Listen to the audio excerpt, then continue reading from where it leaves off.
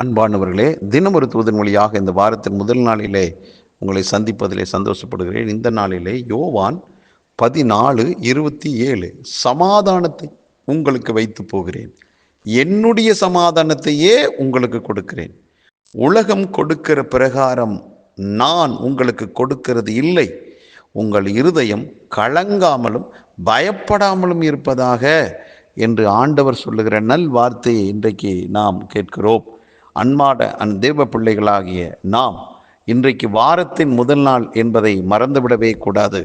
இன்றைக்கு நாம் எடுக்க வேண்டிய முதல் தீர்மானமே ஆலயத்துக்கு செல்லணும், கர்த்தரை ஆராதிக்க வேண்டும் என்பதுதான் நமக்கு முதலாவது எழுந்த உடனே நம்முடைய கண்களுக்கும் நம்முடைய மனதுக்கும் தோன்றக்கூடியதான ஒரு செய்தி.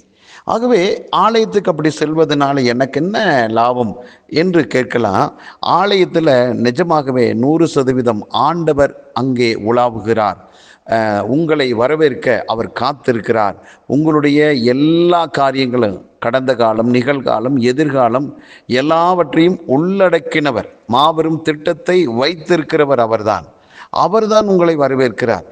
உங்களை வாங்க என் பிள்ளைகளே என்று சொல்லி அழைக்கிற அந்த தெய்வம் அங்கே இருக்கிறபடினால் நானும் நீங்களும் ஆலயத்துக்கு செல்லுகிறோம். அங்கே அவர் என்ன வச்சிருக்கிறார்னா சமாதானத்தை வச்சிருக்கிறாரா. பாருங்களேன், அது எப்படிப்பட்ட சமாதானம் அப்படின்னா, எனக்குள்ள இருக்கிற அந்த சமாதானத்தை உங்களுக்கு தர்றேன் அப்படிங்கிறார்.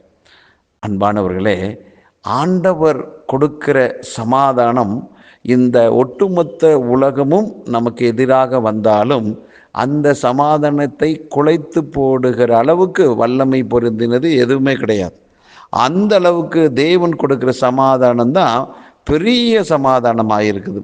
ஆகவே இன்றைக்கு நான் ஆராதனைக்கு போகிறேன், இந்த வாரத்து முதல் நாளில் அவரை தேடி போகிறேன், எனக்கு அவர் கொடுக்கிற சமாதானத்தையோ நான் முழுமையாக அனுபவித்து அதை பெற்று வருகிறேன்.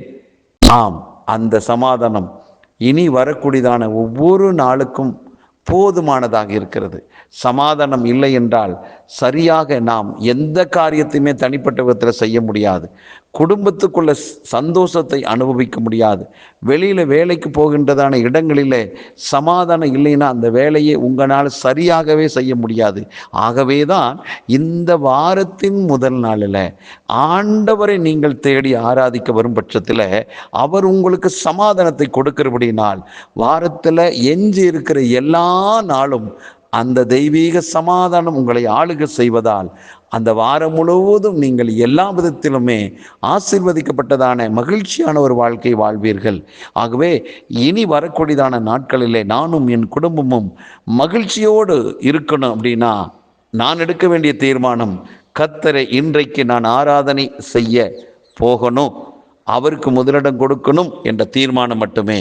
அதை நீங்கள் எடுத்து இப்பொழுதே அந்த காரியத்தை உங்கள் வாழ்க்கையில் நடைமுறைப்படுத்துங்கள். கர்த்தரை ஆராதியுங்கள். மெய்யாகவே உங்கள் வாழ்விலே பெரிய ஆசீர்வாதங்களை இந்த வாரத்தில் அனுபவிக்க போறீங்க. ஆகவே இனி வரக்கூடியதான நாட்களிலே எதை கண்டும் பயப்படாதபடி, கலங்காதபடி இருக்கலாம். ஏன்னா அவருடைய சமாதானம் உங்களுக்குள்ளும் எனக்குள்ளும் பெரிதாக இருக்கிறபடினால் நாம் எதை கண்டும், எந்த காரியத்தை கொண்டும், எதிர்காலத்தை கண்டும் நாம் பயப்படவோ கலங்கவே வேண்டாம். அதற்கு அவசியமே இல்லை. ஆகவே நீங்கள் ஆராதனைக்கு செல்லுங்கள், ஆசீர்வாதங்களை பெற்று வாருங்கள், ஆண்டு அனுபவிங்கள். இந்த வாரம் முழுவதும் பல நன்மைகளை. நல்ல பிதாவே, உம்முடைய குமாரனாகிய இயேசு கிறிஸ்துவின் நாமத்தினால ஜெபம் பண்றோம். எங்களுக்கு இந்த நாளிலே வாரத்தின் முதல் நாளில் சமாதானத்தை ஆண்டவரே வைத்திருக்கிறீர். அந்த சமாதானத்தை நாங்கள் பெற்று இனி வரக்கூடியதான நாட்களில் சந்தோஷமாய் வாழ்க்கையை அனுபவிக்க எங்களுக்கு இந்த ஆராதனையின் நாள் எங்களுக்கு பிரயோஜனமாக இருக்க போகிறது. ஆகவே நாங்கள் எடுத்த தீர்மானத்தின்படி ஆராதனைக்கு சென்று உம்முடைய தெய்வீக அபிஷேகத்தை பற்றி சந்தோஷமாய் வாழ எங்களுக்கு இந்த நாளை கொடுத்திருக்கிறீர். நன்றி. இதை கேட்டுக்கொண்டிருக்கிற எல்லாரும் ஒருத்தர் கூட தவறாமல் ஆராதனைக்கு செல்லட்டும். ஆண்டவரே மகிழ்ச்சியோடு வாழட்டும். ஒவ்வொருவரையும் வாழ்த்துகிறேன், ஆசீர்வதிக்கிறேன். இயேசு கிறிஸ்துவின் நாமத்தில் ஜெபிக்கிற நல்ல பிதாவே, ஆமென்.